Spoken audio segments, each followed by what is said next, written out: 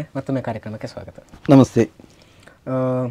ತಾವು ಒಂದು ಕಡೆ ಮಾತನಾಡಬೇಕಾದ್ರೆ ಹೇಳಿದ್ರಿ, ಯಾರು ಬೇಕಾದರೂ ವೇಷಧಾರಿ ಆಗಬಹುದು, ಆದರೆ ಪಾತ್ರಧಾರಿ ಆಗುವುದಕ್ಕೆ ಕಷ್ಟ ಇದೆ ಅಂತ ಹೇಳಿಕೊಂಡು. ಈಗ ಒಬ್ಬ ವೇಷಧಾರಿ ಪಾತ್ರಧಾರಿ ಆಗಬೇಕಾದ್ರೆ ಏನೆಲ್ಲ ಮಾಡಬಹುದು ಅಂತ? ಆರಂಭದಲ್ಲಿ ಸಾಧನೆ ಮಾಡಬೇಕು. ಸ್ವರೂಪ ಚಂದ ಇದ್ದರೆ ಅವನಿಂದ ಸ್ತ್ರೀವೇಷ ಮಾಡಿಸಬಹುದು. ಆದರೆ ಕುಣಿತ, ಸ್ವರ, ಲಾಲಿತ್ಯ ಅದು ಸ್ತ್ರೀಯರಾಗಿ ಕಾಣಿಸಿಕೊಳ್ಳುವಂತೆ ಮಾಡಿದರೆ ಮಾತ್ರ ಅವ ಪಾತ್ರಧಾರಿ ಆಗುವುದು, ಇಲ್ಲ ಇದ್ರೆ ವೇಷಧಾರಿ. ಹಾಗೆ ಉಳಿದ ಪುರುಷ ಪಾತ್ರವು ಹಾಗೆ. ಆ ಪಾತ್ರಕ್ಕನುಗುಣವಾಗಿ ಅದರಲ್ಲೇ ತಲ್ಲೀನನಾಗಿ ತನ್ಮಯತೆಯಿಂದ ಪಾತ್ರ ನಿರ್ವಹಿಸಿದರೆ ಅವ ಪಾತ್ರಧಾರಿ ಅಂತ ಹೇಳಿಸಿಕೊಳ್ತಾನೆ. ಅದರಲ್ಲೇ ಇದ್ರೆ ಅವ ವೇಷಧಾರಿ. ವೇಷ ಯಾರಿಗೂ ಮಾಡಬಹುದು, ಪಾತ್ರಧಾರಿ ಅಂತ ಅನ್ನಿಸಿಕೊಳ್ಳುವುದಕ್ಕೆ ಸ್ವಲ್ಪ ಕಷ್ಟ ಇದೆ. ತುಂಬ ಸಾಧನೆ ಮಾಡಬೇಕು. ಇದಕ್ಕೆ ಅಧ್ಯಯನ ಎಷ್ಟು ಬೇಕಾಗ್ತದೆ ಒಂದು ಪಾತ್ರದ ಬಗ್ಗೆ? ಕಲಾವಿದನಾದವ ಬದುಕಿನ ಕೊನೆಯ ತನಕ ವಿದ್ಯಾರ್ಥಿ ಅಂತ ತಿಳ್ಕೊಳ್ಬೇಕು. ಒಂದು ವೇಷ ಮಾಡಿ ಅವನು ಹೆಸರು ಮಾಡಿರಬಹುದು, ಅಲ್ಲಿಯೇ ಅವ ಮೈ ಮರೆಯಬಾರ್ದು, ಅಹಂಕಾರಿ ಆಗಿರಬಾರ್ದು. ತಾನು ವಿದ್ಯಾರ್ಥಿ. ಯಕ್ಷಗಾನದಲ್ಲಿ ಕಲಿಯುವಂಥದ್ದು ಕೊನೆಯ ತನಕ ಇದೆ ಬದುಕಿನಲ್ಲಿ. ಎಳೆಯ ಹುಡುಗರಿಂದ ಹಳೆಯವರ ತನಕ ನಾವು ನೋಡಿ ಕೇಳಿ ತಿಳಿಯುವಂಥದ್ದು ಬಹಳಷ್ಟಿದೆ. ಎಳೆಯುವಂಥವನನ್ನು ತುಚ್ಛೀಕರಿಸಬಾರ್ದು, ಅವನಿಂದಲೂ ನಾವು ಕಲಿಯುವಂಥದ್ದಿದೆ. ಹೊಸ ಪ್ರಸಂಗದಲ್ಲಿ ಒಂದು ಇಡೀ ಪ್ರಸಂಗ ಒಂದು ಅಚ್ಚುಕಟ್ಟಿನಲ್ಲಿ ಸಾಗಬೇಕು ಅಂತಿದ್ರೆ ಸಣ್ಣ ಎಳೆಯವರು ಬೇಕಾಗ್ತದೆ, ಹಿರಿಯರು ಬೇಕಾಗ್ತದೆ. ಯಾರನ್ನು ಸಣ್ಣವರು ಅಂತ ತಿಳಿಬಾರದು. ರಂಗಕ್ಕೆ ಬರುವ ಎಲ್ಲ ಪಾತ್ರದವರು ದೊಡ್ಡವರೇ. ಆ ಭಾವನೆಯಿಂದ ನಾವು ಆ ಪ್ರಸಂಗದಲ್ಲಿ ನಮ್ಮನ್ನು ನಾವು ತೊಡಗಿಸಿಕೊಂಡ್ರೆ ಪ್ರಸಂಗವೂ ಮೇಲೆ ಬೀಳ್ತದೆ. ಅವ ಕಲಾವಿದ ಅಂತ ಅನ್ನಿಸಿಕೊಳ್ಳುವ ಸಾಮರ್ಥ್ಯವನ್ನು ಹೊಂದಿದ್ದಾನೆ ಅಂತ ಪ್ರೇಕ್ಷಕರಿಂದ ಅವನ ಬಗ್ಗೆ ಮನ್ನಣೆ, ಗೌರವ ಸಿಗುವುದಕ್ಕೆ ಸಾಧ್ಯ ಅಂತ ನಾನು ಊಹಿಸ್ತೇನೆ. ಈಗ ಮತ್ತೆ ತಮ್ಮ ಥಿಯೇಟರ್ ಯಕ್ಷಗಾನದ ಬದುಕಿನಾಚೆ ಬಂದರೆ, ಥಿಯೇಟರ್ ಯಕ್ಷಗಾನದಲ್ಲಿ ತಾವು ಹಲವಾರು ಪಾತ್ರಗಳನ್ನು ಮಾಡಿದ್ದೀರಿ. ನೀವು ಬೇರೆ ಬೇರೆ ರೀತಿಯ ಪಾತ್ರಗಳಾಗಿರ್ಬೋದು ಅಥವಾ ಬೇರೆ ಬೇರೆ ಪಾತ್ರಗಳ ಬೇರೆ ಸ್ವರೂಪಗಳನ್ನಾಗಿರ್ಬೋದು ತಾವಾಗಲೇ ಹೇಳಿದ ಹಾಗೆ ಮಾಡಿದ್ದೀವಿ. ಈಗ ಒಂದು ಬಯಲಾಟ ಯಕ್ಷಗಾನಕ್ಕೂ ಹಾಗೂ ಥಿಯೇಟರ್ ಯಕ್ಷಗಾನಕ್ಕೂ ಒಬ್ಬ ಪಾತ್ರಧಾರಿಯಾಗಿ ತಾವು ಯಾವ ರೀತಿಯ ವ್ಯತ್ಯಾಸಗಳನ್ನು ಕಾಣ್ತೀವಿ? ಥಿಯೇಟರ್ ಅಂದರೆ ಸ್ವಲ್ಪ ಪೂರ್ಣ ಸ್ವಾತಂತ್ರ್ಯ ನಮಗಿಲ್ಲ. ಹಿಂದಿನ ನಿರ್ದೇಶಕರು ಏನು ಹೇಳ್ತಾರೆ ಅದನ್ನೇ ಮಾಡ್ತೇವೆ. ಹಾಗೆ ಪ್ರಸಂಗ ಬಂದಾಗ ಭಾಗವತರಲ್ಲಿ ಕೇಳಿಕೊಂಡು ಕಲಾವಿದನಾಗಿ ಸ್ವತಂತ್ರವಾಗಿ ತಮ್ಮ ಪಾತ್ರವನ್ನು ನಿರ್ವಹಿಸುವುದಕ್ಕೆ ಸಾಧ್ಯ. ಹಾಗೆ ಅವನ ಪಾತ್ರವನ್ನು ಮೆರೆಸುವುದಕ್ಕೂ ಸಾಧ್ಯ. ಇದೇ ವ್ಯತ್ಯಾಸ. ಹಾಗಾಗಿ ಇಲ್ಲಿ ನಿರ್ದೇಶನದ ಮೇಲೆ ಸ್ವಲ್ಪ ನೀವು ಜಾಸ್ತಿ ಗಮನ ಕೊಡಬೇಕು. ಹೌದು ಹೌದು. ತಾವು ಹಲವಾರು ಕಡೆ ಯಕ್ಷಗಾನ ನಾಟ್ಯ ತರಬೇತಿಗಳನ್ನು ಕೂಡ ಮಾಡ್ತಿದ್ದವರು. ನಿಜ. ಕಟೀಲಿನಲ್ಲಿ ತಮ್ಮ ಯಕ್ಷಗಾನ ನಾಟ್ಯ ತರಬೇತಿ ಆರಂಭ ಆಗಬೇಕು ಅಂತಾದರೆ ಅಲ್ಲಿಗೆ ಬಂದಿದ್ದಂತಹ ಪ್ರಭಾಕರ್ ಜೋಶಿ ಅವರೊಂದು ಮಾತನ್ನು ಹೇಳ್ತಾರೆ, ಇವರು ಕಣ್ಣಿನಲ್ಲೇ ಅಭಿನಯಿಸಬಲ್ಲಂತಹ ನಟ ಅಂತ ಹೇಳಿಕೊಂಡು. ಹೊರಗಿನ ಪ್ರಪಂಚದಲ್ಲೂ ಕೂಡ ಈ ಒಂದು ಮಾತಿದೆ, ಉಬರಡ್ಕರು ಕಣ್ಣಿನಲ್ಲಿ ಬಹಳ ಚೆನ್ನಾಗಿ ಅಭಿನಯಿಸ್ತಾರೆ ಅಂತ. ತಮ್ಮ ಅಭಿನಯಕ್ಕೆ ತಾವೇನಾದರೂ ಪೂರ್ವ ತಯಾರಿ ಅಂತ ಮಾಡಿಕೊಳ್ತೀರಾ? ಹೇಗೆ? ಪೂರ್ವ ತಯಾರಿ ಅಂತಿಲ್ಲ, ಹುಟ್ಟಿನಿಂದಲೇ ಕಣ್ಣು ಸ್ವಲ್ಪ ದೊಡ್ಡದಿತ್ತು. ಹಾಗೆಂತ ಹಿಂದಿನ ಕಲಾವಿದರು ದೊಡ್ಡ ಕಣ್ಣಿನವರು ಇದ್ದರು. ಪುತ್ತೂರು ಕೃಷ್ಣ ಭಟ್ರು ಅಂದರೆ ದೊಡ್ಡ ಕಣ್ಣು, ಎಂಪೆಗಟ್ಟೆ ರಾಮಯ್ಯರೇ ಅಂದರೆ ದೊಡ್ಡ ಕಣ್ಣಿನವರು. ಆ ಕಣ್ಣಿನ ಚಲನವಲನ ಕಣ್ಣು ಹೊರಳಿಸಿ ಮಾತಾಡುವಾಗ ಸಣ್ಣ ಪಾತ್ರಧಾರಿ ಹೆದರಿಕೊಳ್ಳಬೇಕು, ಆ ರೀತಿ ಇತ್ತು. ನಮ್ಮಲ್ಲಿ ಎಂಪೆಗಟ್ಟೆಯವರು ರಾಮಯ್ಯರೇ ಕಣ್ಣು ಬಿಟ್ಟರೆ ಒಮ್ಮೆ ಹೆದರಿಕೆ. ಅವರು ಪರಶುರಾಮ ಮಾಡಿ ನಾವು ವಸುಶೇಣ ಪಾತ್ರ ಮಾಡಿ ಜೊತೆಯಲ್ಲಿರುವಾಗ ಹೆದರಿಕೆ ಆಗ್ತಾ ಇತ್ತು. ನಾನು ಹೆದರಿಕೊಂಡಿದ್ದೇನೆ ಕಣ್ಣು ಬಿಟ್ಟು ಹೀಗೆ ನೋಡುವಾಗ. ಹಾಗೆ ಸ್ವಲ್ಪ ದೊಡ್ಡ ಕಣ್ಣಿದ್ದ ಕಾರಣ ಆ ಪಾತ್ರಕ್ಕೆ ಸರಿಯಾಗಿ ಕಣ್ಣು ಬಿಡಿಸಿ ಕೆಲವು ಸಲ ಮಾತಾಡಿದ್ದು ಉಂಟು. ಹೆಚ್ಚು ಕೆಲವು ಪಾತ್ರಗಳು ಸಿಟ್ಟಿನಲ್ಲಿ ಮಾತಾಡುವ ಕಣ್ಣು ಹೊರಳಿಸಿ ಮಾತಾಡುವಾಗ ಅದೇ ಆ ಹಿಂದಿನ ಆ ಪಾತ್ರವೇ ಆಗಿ ಬಂದಿದ್ದಾನೋ ಅಂತ ಅನ್ನಿಸ್ತದೆ. ಹಾಗೆ ಕೆಲವರು ತಿಳ್ಕೊಳ್ತಾರೆ, ಕಣ್ಣಿನಲ್ಲಿ ನಮಗೆ ಅಭಿನಯ ಮಾಡಿದ ಅಂತ ಅಷ್ಟೇ, ಬೇರೇನಿದಿಲ್ಲ. ಹಾಗೆ ಈಗ ಅದರ ಜೊತೆಗೆ ತಮ್ಮ ವೇಷವನ್ನು ನಾವು ನೋಡಬೇಕಾದ್ರೆ ಕೇವಲ ಕಣ್ಣು ಮಾತ್ರ ಅಲ್ಲ, ತಮ್ಮ ಗಡುಸಾದಂತಹ ಸ್ವರ ಕೂಡ ನಮಗೆ ನೆನಪಾಗ್ತದೆ. ಈಗ ಈ ಸ್ವರ ಅಥವಾ ಧ್ವನಿಯ ಏರಿಳಿತ ಏನಿದೆ ಪ್ರತಿ ವೇಷಕ್ಕೆ ತಕ್ಕ ಹಾಗೆ ಯಾವ ರೀತಿ ಬದಲಾಗ್ತದೆ ಅಥವಾ ಆ ರೀತಿ ಬದಲಾವಣೆ ಮಾಡಿಕೊಳ್ಳುವಂಥದ್ದು ಎಷ್ಟು ಅಗತ್ಯ ಆಗ್ತದೆ? ಕಿರೀಟ ವೇಷವೋ, ಪುಂಡು ವೇಷವೋ ಅಥವಾ ಕೆಲವು ತುರಾಯಿ ವೇಷವೋ, ಸೌಮ್ಯ ವೇಷ ಮಾಡುವ ಸ್ವಲ್ಪ ಇಳಿ ಸ್ವರದಲ್ಲಿ ಮಾತಾಡ್ತೇನೆ. ಗಡಸು ಸ್ವರ ಬರಬೇಕು ಅಂತಿದ್ರೆ ಸ್ವಲ್ಪ ಕಂಠದಿಂದಲೇ ಸ್ವರ ತೆಗಿಬೇಕಾಗ್ತದೆ, ಸ್ವಲ್ಪ ಅದಕ್ಕೆ ಪ್ರಯತ್ನವೂ ಬೇಕು. ನಾಟಕ ವೇಷ ಮಾಡಿ ಬರೇ ಇಳಿ ಸ್ವರದಲ್ಲಿ ಮಾತಾಡಿದರೆ ಆ ವೇಷ ತುಂಬುವುದಿಲ್ಲ, ಇದು ನನ್ನ ಅನಿಸಿಕೆ. ಆದ ಕಾರಣ ಸ್ವಲ್ಪ ಒಳಗಿಂದಲೇ ಸ್ವರವನ್ನು ಎಳೆದು ಕಂಠ ಸ್ವಲ್ಪ ಇದು ಬಾಯಿ ತೆರೆದು ಮಾತಾಡುವಾಗ ಕಂಠದಿಂದ ಸ್ವರ ತಾನಾಗಿ ಏರು ಸ್ವರದಿಂದ ಮಾತಾಡೋದಕ್ಕೆ ಸಾಧ್ಯ ಆಗ್ತದೆ. ಹೌದು. ಈಗ ತಾವು ಒಂದು ಲೆಕ್ಕದಲ್ಲಿ ನೋಡಿದ್ರೆ ತಮ್ಮ ಈ ಗಡುಸಾದ ಸ್ವರದಲ್ಲಿ ಇನ್ನೊಂದೇನು ಅಂತ ಕೇಳಿದ್ರೆ ಅಣ್ಣಪ್ಪನ ಪಾತ್ರ ಬಹಳ ಮಿಂಚಿತ್ತು. ನಿಜ. ಒಂದು ಲೆಕ್ಕ ಪುತ್ತೂರು ನಾರಾಯಣ ಹೆಗ್ಡೆಯವರ ನಂತರ ಆ ಪಾತ್ರವನ್ನು ಮಾಡುವಂಥ ಜವಾಬ್ದಾರಿ ತಮ್ಮ ಹೆಗಲಿಗೆ ಬರ್ತದೆ. ನಿಜ. ಆ ಸಮಯದಲ್ಲಿ ಅವರ ಜೊತೆಗೆ ತಾವು ಬೆಳೆದವರಿಂದ ಆ ಪಾತ್ರವನ್ನು ತಮಗೆ ಕೊಡಬೇಕು ಅಂತಾದರೆ ಅದಕ್ಕೆ ತಮ್ಮ ತಯಾರಿ ಯಾವ ರೀತಿ ಇತ್ತು ಅಂತ? ನಾರಾಯಣ ಹೆಗ್ಡೆ ಅಣ್ಣಪ್ಪ ಮಾಡ್ತಾ ಇದ್ರು. ಪಾತಾಳ ವೆಂಕಟರಮಣ ಭಟ್ರು ಆ ತಾಯಿಯ ಮಾತ್ರ ಮಾಡ್ತಾ ಇದ್ರು, ಕುಮಾರಯ್ಯ ಅಂತ. ಜೊತೆಯಲ್ಲಿ ಅಮ್ಮುದೇವಿ, ಕುಮಾರಯ್ಯ. ಆ ಪಾತ್ರದ ಜೊತೆಯಲ್ಲಿಯೇ ಎಳೆಯವನಾಗಿಯೇ ನಾನು ನೋಡ್ತಾ ಇದ್ದೆ, ಕೇಳ್ತಾ ಇದ್ದೆ. ಆಗಲೇ ನನಗೆ ಅನ್ನಿಸ್ತೆ ಈ ಪಾತ್ರವನ್ನು ದೊಡ್ಡವನಾದ ಮೇಲೆ ನನಗೂ ಮಾಡುವ ಅವಕಾಶ ಸಿಗ್ತದೋ ಎನ್ನುವಂಥ ಆಸೆಯಲ್ಲಿಯೂ ಇದ್ದೆ.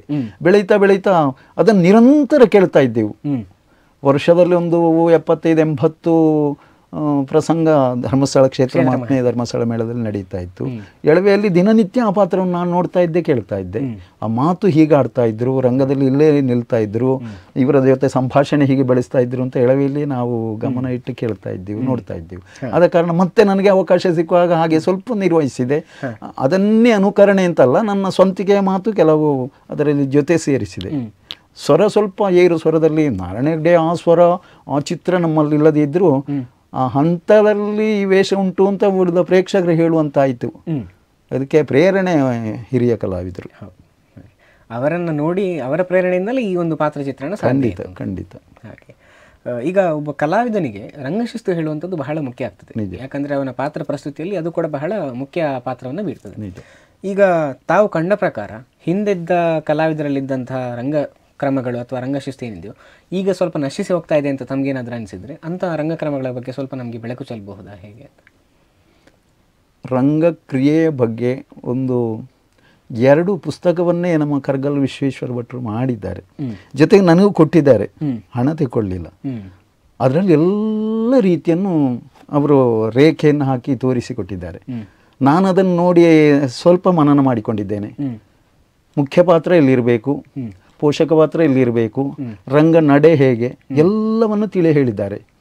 ಮೊದಲನವರು ಹಿರಿಯರು ಏನು ಹೇಳಿದ್ರೋ, ಹಿರಿಯರು ಹೇಗೆ ಆ ಪ್ರಸಂಗವನ್ನು ಮುಂದೆ ಕೊಂಡು ಹೋಗ್ತಾ ಇದ್ರೋ ಅಥವಾ ರಂಗದಲ್ಲಿ ಎಲ್ಲಿ ನಿಲ್ತಾ ಇದ್ರೋ ಅದನ್ನು ಕಿರಿಯರಾದ ನಾವು ನೋಡ್ತಾ ಇದ್ದೆವು. ಈಗಿನವರು ಬರೀ ಮೊಬೈಲಲ್ಲಿ ನೋಡಿ ಅದನ್ನು ಅನುಕರಣೆ ಮಾಡ್ತಾರೆ. ಜೊತೆಯಲ್ಲಿ ಅಲ್ಲಿ ರಂಗಕ್ಕೆ ಬರುವಾಗ ಸ್ವಲ್ಪ ತಪ್ಪಿ ಬೀಳ್ತಾರೆ, ಎಡವುತ್ತಾರೆ ಅಂತ ನನಗನ್ನಿಸ್ತಾ ಇದೆ. ಮುಖ್ಯ ಪಾತ್ರದಿಂದಲೂ ಮುಂದೆ ಹೋಗಿ ಪೋಷಕ ಪಾತ್ರ ನಿಲ್ಲುವುದನ್ನು ನಾನು ಗಮನಿಸ್ತಾ ಇದ್ದೇನೆ. ದೇವೇಂದ್ರನಿಗಿಂತ ಮುಂದೆ ದೇವೇಂದ್ರ ಬಲ ಇರುವುದನ್ನು ನಾವು ಗಮನಿಸ್ತಾ ಇದ್ದೇವೆ. ಹಿಂದೆ ಹಾಗಲ್ಲ, ದೇವೇಂದ್ರನಿಗಿಂತ ಒಂದು ಹೆಜ್ಜೆ. ಕೋಳಿರವರು ಆಗಾಗ ಹೇಳ್ತಾ ಇದ್ದರು. ಅಳಿಕೆಯಲ್ಲಿ ನಾನು ಯಕ್ಷಗಾನ ಮಕ್ಕಳಿಗೆ ಹೇಳಿಕೊಡುವಾಗ ಅವರನ್ನು ಕರೆಸ್ತಾ ಇದ್ದೆವು. ನಮ್ಮ ತಪ್ಪನ್ನು ತಿದ್ದಿ ಮಕ್ಕಳಿಗೆ ಮತ್ತೆ ನಿಮ್ಮ ಅನುಭವವನ್ನು ತಿಳಿ ಹೇಳಬೇಕು ಅನ್ನುವಾಗ ಮುಖ್ಯ ಪಾತ್ರ ಎಲ್ಲಿರಬೇಕಪ್ಪ, ಅಲ್ಲಿಂದ ಒಂದು ಹೆಜ್ಜೆ ಆದ್ರೆ ಹಿಂದೆ ಪೋಷಕ ಪಾತ್ರ. ಗಂಡನ ಪಾತ್ರ ಇಲ್ಲೇ ಮುಂದೆ ಇರ್ತದ, ಹೆಂಡತಿಯ ಪಾತ್ರ ಸ್ವಲ್ಪ ಆದ್ರೂ ಹಿಂದೆ ಇರಲಿ ಅಂತ ತುಂಬ ಎಚ್ಚರಿಕೆಯ ಮಾತು ಹೇಳ್ತಾ ಇದ್ದರು. ಈಗಿನವರು ಹಾಗಲ್ಲ, ತಮ್ಮ ಪಾತ್ರ ಮೆರಿಬೇಕು ಅಂತ ಮುಂದೆ ಮುಂದೆ ಬರುವುದನ್ನು ನಾವು ಕಾಣ್ತಾ ಇದ್ದೇವೆ. ಹಾಗಾಗಿ ಕೊಡೋದು ತನ್ನ ಪಾತ್ರ ಯಾವುದು ಎನ್ನುವಂತಹ ಕಲ್ಪನೆ ನೆನಪು ಅವನಲ್ಲಿ ಇದ್ದರೆ ಹಾಗೆ ಮಾಡುವುದೇ ಇಲ್ಲ. ಮೊದಲಿನ ಹಾಗೆ ಕ್ರಮ ಇತ್ತು, ಹಾಗೆ ಆಟ ಒಳ್ಳೆಯದಾಗ್ತಾ ಇತ್ತು. ಈಗಿನ ಒಟ್ಟು ರಂಜನೆ ಆಗ್ತದೆ, ಚಂದ ಮಾಡ್ತಾರೆ, ಅದು ತಪ್ಪಲ್ಲ, ನಾವು ಆಕ್ಷೇಪಿಸುವ ಹಾಗಿಲ್ಲ. ಆದರೆ ರಂಗದಲ್ಲಿ ಎಲ್ಲಿರಬೇಕು ಆ ಪಾತ್ರ ಅಲ್ಲೇ ಇರಬೇಕು, ಅದೇ ಪರಂಪರೆ. ಈಗ ಹೆಚ್ಚಾಗಿ ಕುಣಿಬೇಕು ಅಂತಾದರೆ ಈಗ ಒಂದು ಪಾತ್ರವನ್ನು ಮೆರೆಸಬೇಕು ಹೇಳಿಕೊಂಡು ಸ್ವಲ್ಪ ಹೆಚ್ಚು ಕುಣಿಯುವಂಥದ್ದು, ಕಡಿಮೆ ಕುಣಿಯುವಂಥದ್ದು, ಕುಣಿಬೇಕಾದ್ರೆ ಬೇರೆ ಬೇರೆ ರೀತಿಯಂಥ ಒಂದು ವೆರೈಟಿಗಳನ್ನು ತರುವಂಥದ್ದೆಲ್ಲ ಮಾಡ್ತಾರೆ. ಇಷ್ಟು ಮಾಡಿದರೆ ಪಾತ್ರ ಪ್ರಸ್ತುತಿ ಸಾಕು ಅಥವಾ ಪಾತ್ರಕ್ಕೆ ನ್ಯಾಯ ಸಿಗ್ತದೆ, ಇದಕ್ಕಿಂತ ಜಾಸ್ತಿ ಮಾಡಿದರೆ ಪಾತ್ರಕ್ಕೆ ನ್ಯಾಯ ಸಿಗುವುದಿಲ್ವೇನೋ ಅಂತ ಹೇಳುವಂಥ ಸಂಶಯಗಳು ಈ ಹಿರಿಯ ಕಲಾವಿದರಲ್ಲಿ ಇರ್ತದೆ. ಈಗ ಎಲ್ಲಿ ತನಕ ಮಾಡಿದರೆ ಸಾಕು ಅಂತ ಹೇಳುವಂತಹ ಗೆರೆಯನ್ನು ಎಳೆಯುವುದು ಹೇಗೆ ಅಂತ? ಅಂದರೆ ಆ ಪಾತ್ರಧಾರಿಯಾದವನಿಗೆ ಆ ಕಲ್ಪನೆ ಇರಬೇಕು. ಅಭಿಮನ್ಯು ಆದರೆ ಎಷ್ಟು ದೀಗಣ ಹಾಕಬಹುದು, ಬಬ್ರುವಾಹನ ಎಷ್ಟು ದೀಗಣ ಹಾಕಬಹುದು ಅಂತ. ಅಭಿಮನ್ಯುಗಿಂತಲೂ ಹೆಚ್ಚು ಬಬ್ರುವಾಹನ ದೀಗಣ ಹಾಕಿದರೆ ಆ ಪಾತ್ರ ಬರೇ ದೀಗಣ ಹಾಕಿದ ಅಂತ ಉಳಿದ ಪ್ರೇಕ್ಷಕರು ಹೇಳ್ಬಹುದೇ ಹೊರತು ಅದಕ್ಕೂ ಹೋಲಿಕೆ ಅಲ್ಲ. ಪುಂಡುವೇಷವೇ. ಸುಧನ್ವನು ಈಗ ಪುಂಡುವೇಷವಾಗಿ ಪಕ್ಕಡಿ ಕಟ್ಟಿ ಬರ್ತಾರೆ, ಅದಕ್ಕೂ ಅವ ದೀಂಗಣ ಒಂದು 40-50 ಹಾಕಿದರೆ ಅದು ಅಭಿಮನ್ಯು ಆಗ್ತದೆ. ಆ ಕಲ್ಪನೆ ಅವರಲ್ಲಿ ಇರಬೇಕು.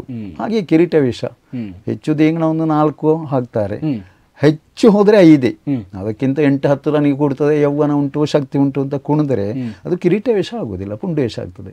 ಈಗ ನಾಟಕೀಯಕ್ಕೆ ಎಷ್ಟು ಬಣ್ಣದ ವೇಷ ಹೇಗಿರಬೇಕು, ಅದರ ನಡೆ ಹೇಗೆ, ಗತಿ ಹೇಗೆ, ಆ ಕಲ್ಪನೆ ಇರಬೇಕು. ಜೊತೆಯಲ್ಲಿ ಪುಂಡು ವೇಷ, ಹಾಗೆ ಸ್ತ್ರೀವೇಷ, ಕಸೆ ಸ್ತ್ರೀವೇಷ ಹೇಗಿರಬೇಕು ಅಂತ ಆ ಕಲ್ಪನೆ ಕಲಾವಿದನಲ್ಲಿ ಇದ್ದರೆ ರಂಗ ಮೆರೀತದೆ. ಖಂಡಿತ ಅಲ್ಲಿ ತಪ್ಪು ನಡೆಯುವುದಿಲ್ಲ. ಹೌದು. ಈಗ ತಾವು ಯಕ್ಷಗಾನ ತರಗತಿಗಳನ್ನು ಕೂಡ ನಡೆಸಿಕೊಟ್ಟವ್ರು. ಹಾಗಾಗಿ ಒಬ್ಬ ಗುರುವಾಗಿ ಆ ಕಲ್ಪನೆ ಆಗಿರ್ಬೋದು ಅಥವಾ ಏನು ಆ ಚೌಕಟ್ಟುಗಳು ಗೊತ್ತಿರುವಂಥದ್ದು ಎಷ್ಟು ಮುಖ್ಯ ಆಗ್ತದೆ ಅಂತ? ಅತೀ ಅಗತ್ಯ. ಅದನ್ನು ನಾವು ತಿಳಿ ಹೇಳಬೇಕು. ಹೇಗಿರಬೇಕು ಪಾತ್ರ, ನಿಮ್ಮ ಪಾತ್ರ ಯಾವುದು, ಅದು ನೆನಪಿರಲಿ ಅಂತ ಮೊದಲೇ ಆ ಪಾತ್ರ ಮಾಡುವವರಲ್ಲಿ ತಿಳಿ ಹೇಳಬೇಕು. ಆಗ ಅವರು ಹಾಗೆ ನಿರ್ವಹಿಸ್ತಾರೆ. ನಾವು ಒಟ್ಟು ಕುಣಿತ ಗೊತ್ತುಂಟು ಅಂತ ಹೆಚ್ಚು ಕುಣಿದರೆ ಆ ವೇಷ ಮೆರೆಯುವುದಿಲ್ಲ. ವೇಷಕ್ಕೆ ನಾವು ಒಂದು ಏನೋ ಅವನನ್ನು ಅವ ಪಾತ್ರಧಾರಿ ಅಲ್ಲ ಅಂತ ಅನ್ನಿಸ್ತದೆ, ಆ ಚಿತ್ರಣ ಸಿಗುವುದಿಲ್ಲ ನಮಗೆ. ಹೌದು, ಅವು ನೋಡುವವರು ಏನು ಅನ್ನಿಸ್ತಾರೆ, ಒಟ್ಟು ವೇಷ ಮಾಡಿದ ಅಂತ ಹೇಳ್ತಾರೆ ಅಷ್ಟೇ. ಅದು ವೃತ್ತಿ ಕಲಾವಿದನಾಗಿ ಹಾಗೆ ತಪ್ಪು ಮಾಡಲೇಬಾರದು. ಹವ್ಯಾಸಿ ಮಾಡಿದರೆ ಅವನಿಗೆ ಹುಚ್ಚಿತ್ತು ಕುಣಿದ ಅಂತ ಹೇಳ್ತಾರೆ. ಹೌದು, ಕೂತವ್ರು ಅಷ್ಟೇ.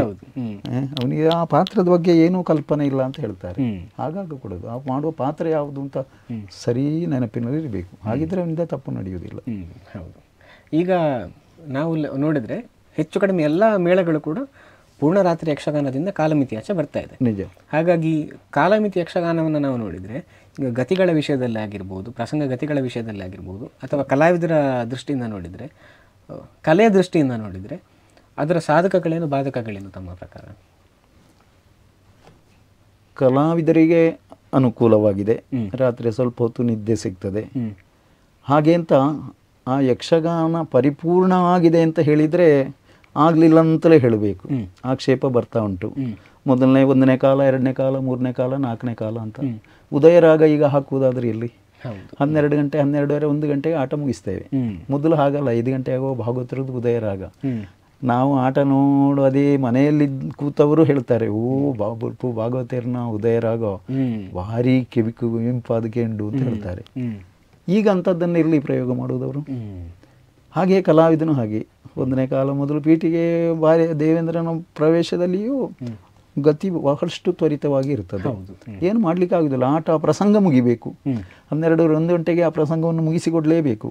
ಕತೆ ದೊಡ್ಡದು ಇರ್ತದೆ, ಅವಕಾಶ ಸಮಯ ಕಡಿಮೆ ಇರ್ತದೆ. ಏನು ಮಾಡೋದು? ಮೊದಲಿಂದಲೇ ಗತಿ ಸ್ವಲ್ಪ ತ್ವರಿತವಾಗಿ ಹೋಗ್ತಾ ಇದೆ. ಏನು ಮಾಡ್ಲಿಕ್ಕೆ ಆಗುದಿಲ್ಲ.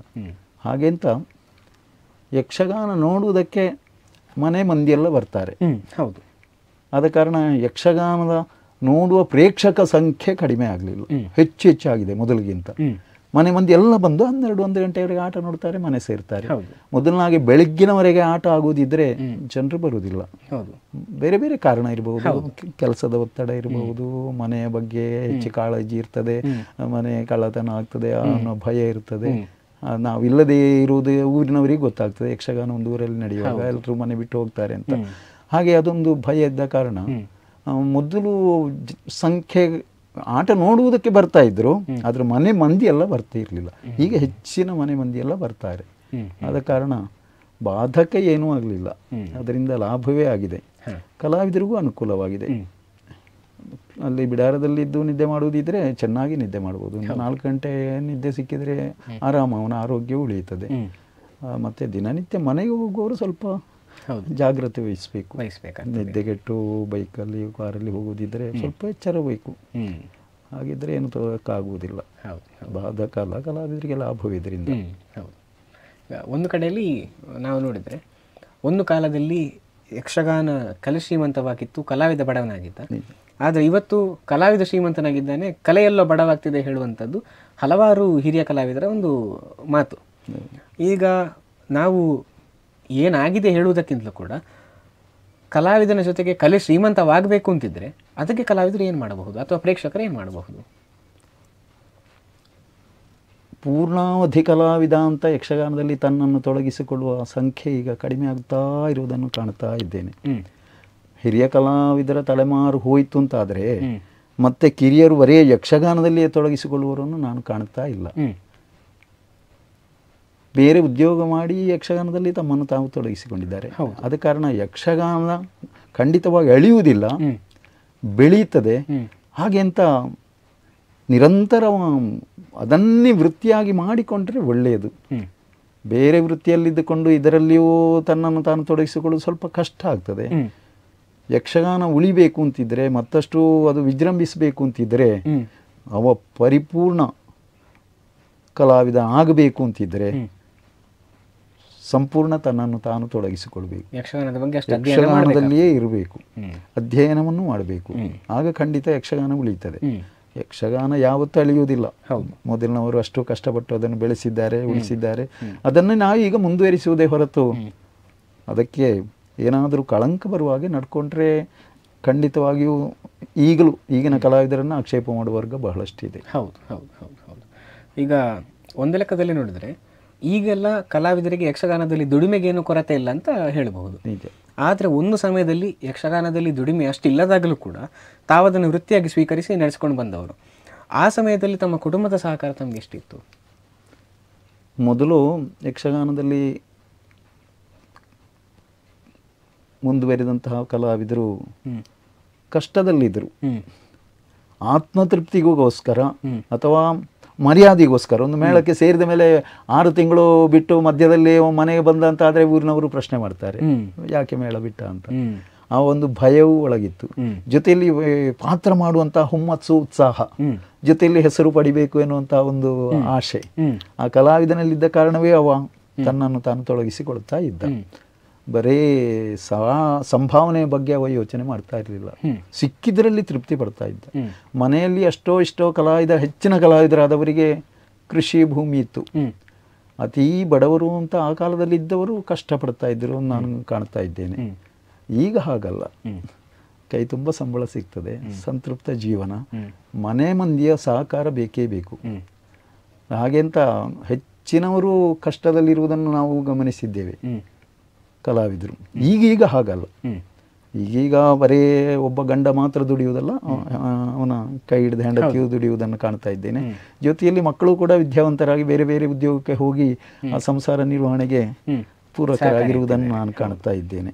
ನಾನು ಹಾಗೆ, ನನ್ನ ಶ್ರೀಮತಿ ಶಿಕ್ಷಕಿ ಆದ ಕಾರಣ, ಸರ್ಕಾರಿ ಉದ್ಯೋಗದಲ್ಲಿದ್ದ ಕಾರಣ ನನಗೆ ಹೆಚ್ಚು ಹಣದ ಆಸೆಯೂ ಆಮಿಷವೂ ಇರಲಿಲ್ಲ.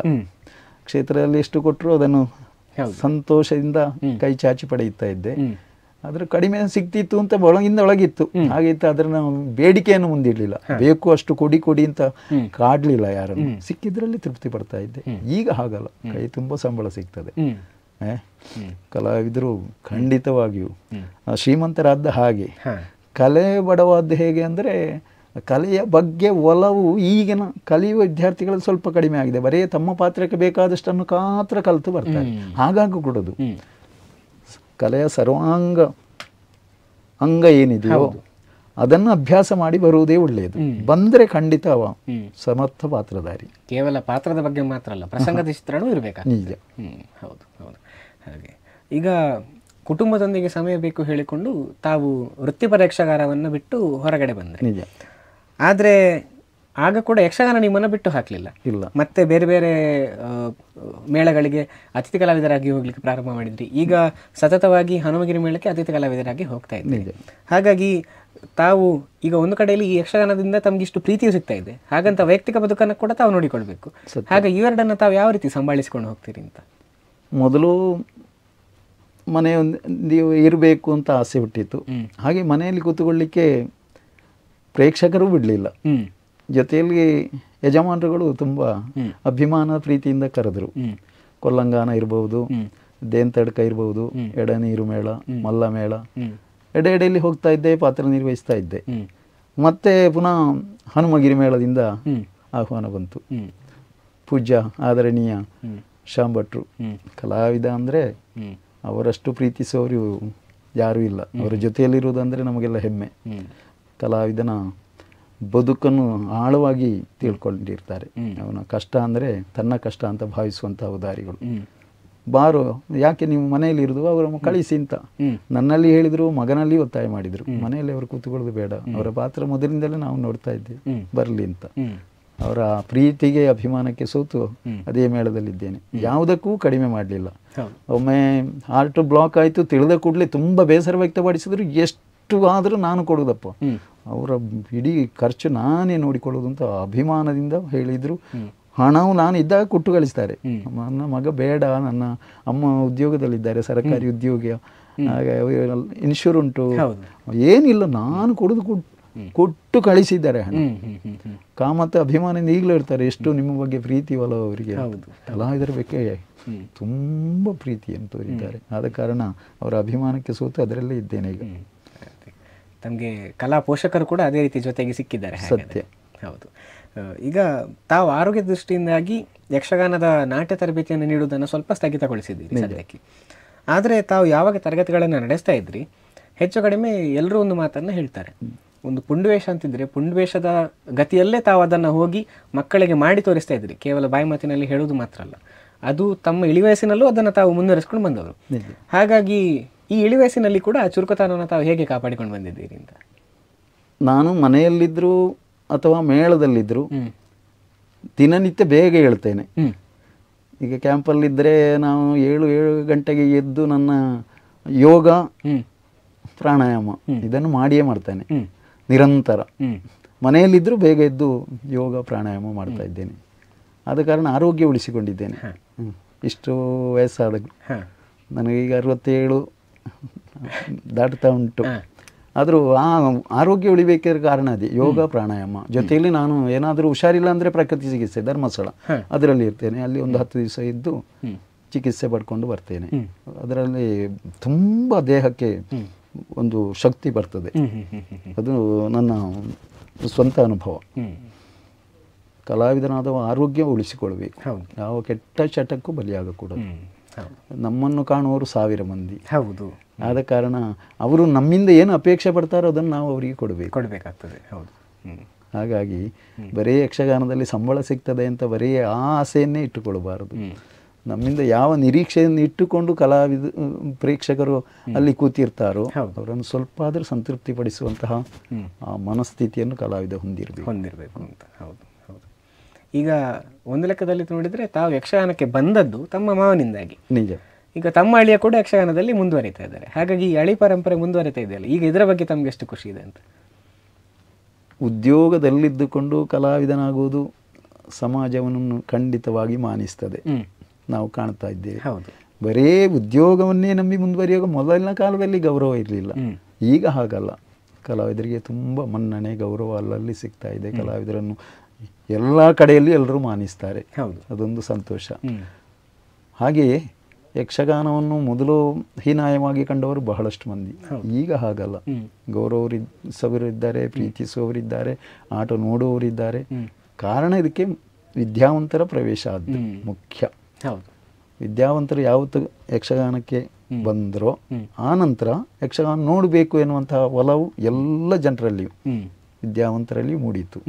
ಇದು ಒಳ್ಳೆಯ ಕಲೆ, ಉತ್ತಮ ಕಲೆ, ಇದು ನಮ್ಮ ಕರ್ನಾಟಕದ ಕಲೆ, ಎಲ್ಲರೂ ಇದನ್ನು ಮಾನಿಸಬೇಕು. ಇದರಿಂದ ತುಂಬ ಅನುಭವ ಉಂಟಾಗ್ತದೆ. ಏನು ಕಥೆಗೊಲ್ಲಿದ ಅಕ್ಷರ ಜ್ಞಾನ ಇಲ್ಲದೆ ಇದ್ದವರಿಗೆ ರಾಮಾಯಣ, ಮಹಾಭಾರತ, ಭಾಗವತ, ದೇವಿ ಪುರಾಣ ಎಲ್ಲ ಗೊತ್ತಿತ್ತು. ಹೇಗೆ ಅಂದರೆ ಬರೀ ಯಕ್ಷಗಾನ ನೋಡಿ ತುಂಬ ಲಾಭ ಇದೆ ಅಂತ ತಿಳ್ಕೊಂಡಿದ್ದಾರೆ. ಹೌದು ಹೌದು. ಹಾಗೆ ಈಗ ತಮ್ಮ ಅಳಿಯ ಪ್ರಖ್ಯಾತ್ ಶೆಟ್ಟಿಯವರು ಕೂಡ ಮುಂದುವರಿತಾ ಇದ್ದಾರೆ. ಸತ್ಯ. ಅದರ ಬಗ್ಗೆ ತಮಗೆ ಎಷ್ಟು ಖುಷಿ ಇದೆ? ನಮಗೆ ಹೆಮ್ಮೆ ಆಗ್ತಾ ಇದೆ. PUC ವರೆಗೆ ಯಕ್ಷಗಾನ ವೇಷ ಮಾಡ್ತಾ ಇದ್ದ. ಮತ್ತೆ ನನಗೆ ಭಾಗವತಿ ಕಲಿಬೇಕು ಅಂತ. ಹಾಗೆ ಪಟ್ಲದವರ ಮನೆ ಹೋಗಿ ಸಾಧನೆ ಮಾಡಿ ಭಾಗವತ ಅಂತ ಅನಿಸಿಕೊಂಡಿದ್ದಾನೆ. ಒಮ್ಮೆ MDS ಮಾಡಿದಂಥ ಡಾಕ್ಟ್ರು ಪದ್ಯ ಹೇಳ್ತಾರೆ ಅಂತ ಆಗುವಾಗ ಜನರು ಒಮ್ಮೆ ಎದ್ದು ನಿಲ್ತಾರೆ, ಕಿವಿ ಮೀರಿಸ್ತಾರೆ. ಡಾಕ್ಟ್ರು ಪದ್ಯ ಹೇಳುವುದು, ಡಾಕ್ಟ್ರು ವೇಷ ಮಾಡುವುದು, ಅದೊಂದು ಪ್ರೇಕ್ಷಕರಿಗೊಂದು ಕುತೂಹಲ. ಜೊತೆಯಲ್ಲಿ ವೇಷ ಮಾಡ್ತಾರೆ, ಪದ್ಯ ಆಡುವವರು ಇದ್ದಾರೆ, ಇಷ್ಟು ಎಜುಕೇಶನ್ ಇದ್ದವರು ಯಕ್ಷಗಾನಕ್ಕೆ ಬರ್ತಾರಲ್ವ ಅಂತ ಎಲ್ಲರೂ ಜನ ಮಾನಿಸ್ತಾರೆ. ನನ್ನ ಮಗನೂ ಹಾಗೆ ಯಕ್ಷಗಾನದಲ್ಲಿರೋದು. ಮೊದಲು ನಾನು ಅದಕ್ಕೆ ಅಡ್ಡಿ ಪಡಿಸ್ತಾ ಇದ್ದೆ, ಆಕ್ಷೇಪದ ಮಾತು ಹೇಳ್ತಾ ಇದ್ದೆ. ಆ ಕಾಲದಲ್ಲಿ ಕಷ್ಟ ಇತ್ತು, ಒಂದು 50 ವರ್ಷ ಹಿಂದೆ. ಬೇಡ, ಕಷ್ಟ ಉಂಟು, ಮನೆಗೆ ಬರ್ಲಿಕ್ಕೆ ಆಗುದಿಲ್ಲ, ಮನೆಯ ಸಂಸಾರದ ಜೊತೆ ಇರುವುದಕ್ಕೂ ಆಗುವುದಿಲ್ಲ, ಬೇಡಪ್ಪ ಬೇಡ ಅಂತ ಹೇಳ್ತಾ ಇದ್ದೆ. ಮತ್ತೆ ಮತ್ತೆ ನನ್ಗೆ ಗೊತ್ತಾಯ್ತು, ಸಮಾಜದಿಂದ ಮನ್ನಣೆ ಸಿಗ್ತದೆ, ಪ್ರೀತಿಸ್ತಾರೆ ಕಲೆಯನ್ನು, ತೊಂದರೆ ಇಲ್ಲ ಅಂತ. ಉದ್ಯೋಗ ಸಿಕ್ಕಿದ ಮೇಲೆ ಬಾ ಅಂತ ಹೇಳಿದೆ. ಎಡೆಯಲ್ಲಿ ಅಳಿಕೆಯಲ್ಲಿ ಇಬ್ಬರಿಗೂ, ನನ್ನ ಸಣ್ಣ ಮಗನಿಗೂ ಅವಕಾಶ ಇತ್ತು. PUC ವರೆಗೆ ವೇಷ ಮಾಡ್ತಾ ಇದ್ದ. ಮತ್ತೆ ಸ್ವಲ್ಪ ದೂರ ಉದ್ಯೋಗಕ್ಕೆ ಹೋದ, ಶಿವಮೊಗ್ಗ, ಸಿರ್ಸಿ ಆ ಕಡೆ ಇದ್ದ. ಮತ್ತೆ ಕಷ್ಟ ಆಯಿತು. ಯಕ್ಷಗಾನ ಒಂದು ಸಣ್ಣ ದೊಡ್ಡವ ಹಾಗಲ್ಲ, ಅದರಲ್ಲಿ ತಾನು ತೊಡಗಿಸಬೇಕು ಅಂತ ಬೆಂಗಳೂರಲ್ಲಿ ತುಂಬ ಅವಕಾಶ ಸಿಕ್ಕಿತ್ತು. ವೇಷವು ಮಾಡ್ತಾನೆ ಅವಿನಾಶ್ ಬರ್ಡಕ ಅಂತ, ತಾಳಮದ್ದಲೆಯಲ್ಲಿಯೂ ಅವಕಾಶ ವೇದಿಕೆ ಸಿಗ್ತದೆ. ನಮಗೀಗ ಹೆಮ್ಮೆ ಆಗ್ತದೆ. ಮಕ್ಕಳ ಯಕ್ಷಗಾನವನ್ನು ತುಚ್ಛೀಕರಿಸಲಿಲ್ಲ, ಅದೊಂದು ಹೀನ ಉದ್ಯೋಗ ಅಂತ ಯಾರು ಭಾವಿಸಲಿಲ್ಲ. ಒಳ್ಳೆಯದು, ಸಮಾಜ ಹೀಗೆ ಕಲಾವಿದರನ್ನು ಗೌರವಿಸುವುದನ್ನು ಅವರು ಕಾಣುತ್ತಾರೆ. ಅದೊಂದು ಹೆಮ್ಮೆ ನಮಗೆ. ಹೌದು ಹೌದು. ಈಗ ಇವತ್ತು ಈಗಿನ ಕಾಲಘಟ್ಟದಲ್ಲಿ ಹೇಗಾಗಿದೆ ಹೇಳಿದರೆ, ತಾವಾಗಲೇ ಹೇಳಿದಾಗೆ ಉಳಿದ ಉದ್ಯೋಗದ ಜೊತೆಗೆ ಯಕ್ಷಗಾನವನ್ನು ಮುಂದುವರಿಸುವುದರಿಂದ ಹೆಚ್ಚು ಕಡಿಮೆ ಎಲ್ಲ ಕಲಾವಿದರು ಕೂಡ ತಮ್ಮ ಪಾತ್ರದ ಸಮಯಕ್ಕೆ ಸರಿಯಾಗಿ ಬರ್ತಾರೆ, ಅದಾದ ಕೂಡಲೇ ಹೋಗ್ತಾರೆ. ಹಾಗಾಗಿ ಈ ಹೊಂದಾಣಿಕೆ ಅಥವಾ ಮಾತುಕತೆ ಕಡಿಮೆ ಹೇಳುವಂಥದ್ದು ಹಲವಾರು ಹಿರಿಯ ಕಲಾವಿದರು ಹೇಳುವಂಥ ಒಂದು ಮಾತು. ಈಗ ಹೀಗಾಗಬೇಕು ಅಂತಾದರೆ, ಇಂಥ ಪರಿಸ್ಥಿತಿ ಈಗ ಸಹಜವಾಗಿ ಹೋಗಿದ್ರು, ಇದರಲ್ಲಿ ತಮ್ಮ ಪಾತ್ರ ಪ್ರಸ್ತುತಿಯನ್ನು ಇನ್ನೂ ಚೆನ್ನಾಗಿ ಮಾಡಬೇಕು ಅಂತಾದರೆ ಕಲಾವಿದರು ಯಾವ ರೀತಿ ಸ್ವಲ್ಪ ಪೂರ್ವ ತಯಾರಿಯನ್ನು ಮಾಡಿಕೊಳ್ಬಹುದು? ಅದೇ ಹಿರಿಯರ ಜೊತೆ ಕೇಳಿ ಅವರ ಅನುಭವವನ್ನು ತಾವು ಸಂಗ್ರಹ ಮಾಡಿಕೊಳ್ಬೇಕು. ಆಯಾಯ ಪಾತ್ರ ಅದು ಮೆರೆಯಬೇಕು ಅಂತಿದ್ರೆ ಉಳಿದ ಪಾತ್ರಧಾರಿಗಳ ಜೊತೆಯಲ್ಲಿ ಅವ ಕಲಿತು ಬೆರೆತು ಆ ಪಾತ್ರ ನಿರ್ವಹಣೆಗೆ ಮುಂದಾಗಬೇಕು. ಹೊತ್ತಿಗೆ ಸರಿಯಾಗಿ ಬಂದು ಅವನಷ್ಟಕ್ಕೆ ಅವ ಹೋದರೆ ಖಂಡಿತವಾಗಿ ಅದು ರಂಗದಲ್ಲಿ ಮೆರೆಯುವುದಿಲ್ಲ, ಪಾತ್ರ ಆಗುವುದಿಲ್ಲ. ಆದ ಕಾರಣ ಹಿರಿಯರನ್ನು ಹೊಂದಿಕೊಳ್ಬೇಕು, ಅಥವಾ ಜೊತೆ ಅವನ ಪಾತ್ರ ಯಾರ ಜೊತೆ ಇರ್ತದೋ ಅದನ್ನು ಕೇಳಿ ತಿಳ್ಕೊಂಡು ಅವ ಅಲ್ಲಿ ರಂಗಕ್ಕೆ ಬಂದರೆ ಖಂಡಿತವಾಗಿ ಅವನಿಗೆ ಯಾವ ತೊಡಕು ಆಗುವುದಿಲ್ಲ. ಜೊತೆಯಲ್ಲಿ ಪ್ರೇಕ್ಷಕರನ್ನು ಮೆಚ್ಚಿಸುವುದಕ್ಕೆ ಸಾಧ್ಯ ಆಗ್ತದೆ. ಆ ಗಮನ ಈಗ ಕಿರಿಯ ಕಲಾವಿದರಲ್ಲಿ ಬೇಕೇ ಬೇಕು. ಎಚ್ಚರಿಕೆಯಿಂದ ಅವ ಅದನ್ನು ತಿಳ್ಕೊಂಡಿರಬೇಕು. ನಾನು ದೊಡ್ಡ ಉದ್ಯೋಗದಲ್ಲಿದ್ದೇನೆ, ನಾನು ಡಾಕ್ಟ್ರು, ನಾನು ಇಂಜಿನಿಯರ್, ಅವರಲ್ಲಿ ಕೇಳುವಂಥದ್ದೇನಿದೆ, ಅವರು 4ನೇ ಕ್ಲಾಸಿಗೆ ಶಾಲೆ ಹೋದವರು, ಅವರಿಗೇನು ಗೊತ್ತುಂಟು ಅಂತ ಖಂಡಿತ ಭಾವಿಸಬಾರ್ದು. ಕಲಾವಿದರು ತುಂಬ ಶಾಲೆಗೆ ಹೋಗದಿದ್ದರೂ ಯಕ್ಷಗಾನದ ಬಗ್ಗೆ ಆಳವಾದ ಅನುಭವವನ್ನು ಬೆಳೆಸಿಕೊಂಡವರು ಬಹಳಷ್ಟು ಮಂದಿ. ಅಕ್ಷರ ಜ್ಞಾನ ಇಲ್ಲದಂತಹ ಹಿರಿಯ ಕಲಾವಿದರು ಇದ್ದಾರೆ. ಆದರೆ ಪುರಾಣ ಪ್ರಸಂಗದ ಬಗ್ಗೆ, ಯಕ್ಷಗಾನದ ಬಗ್ಗೆ ಕೇಳಿದರೆ ಅನುಭವವನ್ನು ಅವರು ವ್ಯಕ್ತಪಡಿಸ್ತಾರೆ. ಎಷ್ಟು ಅವರು ಅನುಭವ ಬೆಳೆಸಿಕೊಂಡಿದ್ದಾರೆ ಅಂತ ಹೇಳಲಿಕ್ಕೆ ಸಾಧ್ಯ ಇಲ್ಲ. ಆದ ಕಾರಣ ಕಲಿಯುವಂತಹ ಅಥವಾ ಬೇರೆ ಉದ್ಯೋಗದಲ್ಲಿದ್ದಂತಹ ಯಾವನೇ ಹಿಮ್ಮೇಳದವನಾಗಲಿ ಅಥವಾ ಮುಮ್ಮೇಳದವರಾಗಲಿ ಹಿರಿಯ ಕಲಾವಿದರ ಜೊತೆಯಾಗಿ ಬೆರೆತು ತನ್ನ ಪಾತ್ರ ನಿರ್ವಹಣೆಗೆ ಮುಂದಾದರೆ ಖಂಡಿತವಾಗಿಯೂ ಯಕ್ಷಗಾನ ಖಂಡಿತವಾಗಿಯೂ ಜನ ಮೆಚ್ಚಿಕೊಳ್ತಾರೆ. ಹೌದು ಇವರುಗಳೇ, ಹೆಚ್ಚು ಕಡಿಮೆ ನಾವು ಈ ಸಂದರ್ಶನದ ಕೊನೆಯ ಭಾಗಕ್ಕೆ ಬಂದಿದ್ದೇವೆ. ಈಗ ಕಲಿತಾ ಇರುವಂಥ ಅಥವಾ ಈಗ ಕಲಿತು ತಮ್ಮ ಪಾತ್ರಕ್ಕೆ ಒಂದು ಜೀವ ತುಂಬಲಿಕ್ಕೆ ನೋಡ್ತಿರುವಂತಹ ಕಲಾವಿದರಿಗೆ ತಾವು ತಮ್ಮ ಯಕ್ಷ ಜೀವನದಲ್ಲಿ ಕಂಡುಕೊಂಡಂತಹ ವಿಷಯಗಳಿಂದ, ಅನುಭವಗಳಿಂದ ಏನಾದರೂ ಕಿವಿ ಮಾತನ್ನು ಹೇಳಬೇಕು ಅಂತಿದ್ರೆ ತಾವೇನನ್ನು ಹೇಳ್ತೀರಿ? ಯಕ್ಷಗಾನ ಖಂಡಿತ ಅಳಿಯುವುದಿಲ್ಲ, ಅಳಿಯುವ ಕಲೆಯೇ ಅಲ್ಲ, ಬೆಳೀತಾ ಇದೆ. ಪ್ರೇಕ್ಷಕ ವರ್ಗ ಹೆಚ್ಚಾಗ್ತಾ ಇದೆ, ಕಲಾವಿದರ ವರ್ಗ ಹೆಚ್ಚಾಗುತ್ತಿರುವುದನ್ನು ಕಾಣ್ತಾ ಇದ್ದೇವೆ. ರಂಗದಲ್ಲಿ ಕಲಾವಿದನಾಗಬೇಕು ಅಥವಾ ದೊಡ್ಡ ಪಾತ್ರಧಾರಿ ಆಗಬೇಕು ಅಂತಿದ್ರೆ ಪೂರ್ವ ಸಿದ್ಧತೆಯನ್ನು ಮಾಡಿಕೊಂಡು ಬರಬೇಕು. ಎಲ್ಲ ಯಕ್ಷಗಾನದ ಆಳ ಅಗಲ ಒಳ ಹೊರ ಎಲ್ಲ ಅಭ್ಯಾಸ ಮಾಡಿ ಬಂದರೆ ಖಂಡಿತವಾಗಿ ಒಬ್ಬ ಪ್ರಸಿದ್ಧ ಕಲಾವಿದ ಅಂತ ಅನ್ನಿಸಿಕೊಳ್ಳುವುದಕ್ಕೆ ಸಾಧ್ಯ ಇದೆ. ಮೊದಲಾಗಿ ಸಾಧನೆ ಬೇಕು. ಯಾವ ಉದ್ಯೋಗವೇ ಇರಲಿ, ಯಕ್ಷಗಾನಕ್ಕೆ ಬರಬೇಕು, ಅದರಲ್ಲಿ ಆಳವಾದ ಅನುಭವವನ್ನು ಮಾಡಿಕೊಂಡೇ ಬರ್ರಿ. ಆಗ ಖಂಡಿತವಾಗಿ ಅವನಿಗೆ ಹೆಸರು, ಸಮಾಜ ಅವನನ್ನು ಗುರುತಿಸ್ತದೆ. ಇಂಥವ ಒಳ್ಳೆ ಪಾತ್ರ ನಿರ್ವಹಣೆ ಮಾಡಿದ ಇದ್ದಾರೆ, ತುಂಬ ಮಂದಿ ಇದ್ದಾರೆ. ಈಗಿನ ಉತ್ಸಾಹ ಯುವಕರನ್ನು ಕಾಣ್ತಾ ಇದ್ದೇವೆ, ಒಂದೊಂದು ಪಾತ್ರ ಒಳ್ಳೆ ರೀತಿಯಲ್ಲಿ ನಿರ್ವಹಿಸ್ತಾ ಇದ್ದಾರೆ. ಅದನ್ನೇ ಬೆಳೆಸಿಕೊಳ್ಬೇಕು. ಬೇರೆ ಉದ್ಯೋಗಕ್ಕೆ ಹೋಗಿ ಇದರ ಕಡೆ ಗಮನ ಸ್ವಲ್ಪ ಕಡಿಮೆ ಕೊಟ್ಟರೆ ಆ ಪಾತ್ರಕ್ಕೆ ಖಂಡಿತವಾಗಿಯೂ ನಾವು ಜೀವ ತುಂಬಿದ ಅಂತ ಆಗುವುದಿಲ್ಲ. ಆದ ಕಾರಣ ಆಳವಾಗಿ ಅಭ್ಯಾಸ ಮಾಡಿದರೆ ಖಂಡಿತವಾಗಿ ಯಕ್ಷಗಾನ ಮತ್ತಷ್ಟು ವಿಜೃಂಭಿಸುವುದಕ್ಕೆ ಸಾಧ್ಯ ಅಂತ ನನ್ನ ಅನಿಸಿಕೆ. ಹಾಗೆ ಆಗಲಿ ಗುರುಗಳೇ, ಎಷ್ಟು ಸಮಯ ನಮ್ಮ ಜೊತೆಗೆ ಇದ್ದುಕೊಂಡು ತಮ್ಮ ಜೀವನದ, ತಮ್ಮ ಯಕ್ಷಗಾನದ ಪಯಣದ ಅನುಭವವನ್ನು ನಮ್ಮ ಜೊತೆಗೆ ಹಂಚಿಕೊಂಡಿದ್ದೀರಿ. ತಮ್ಮ ಅನುಭವಕ್ಕಾಗಿ, ತಮ್ಮ ಸಮಯಕ್ಕಾಗಿ ನಮ್ಮ ಕಡೆಯಿಂದ ಧನ್ಯವಾದಗಳನ್ನು ಹೇಳ್ತಾ ಇದ್ದೇನೆ. ಪ್ರತಿ ನಮಸ್ಕಾರ.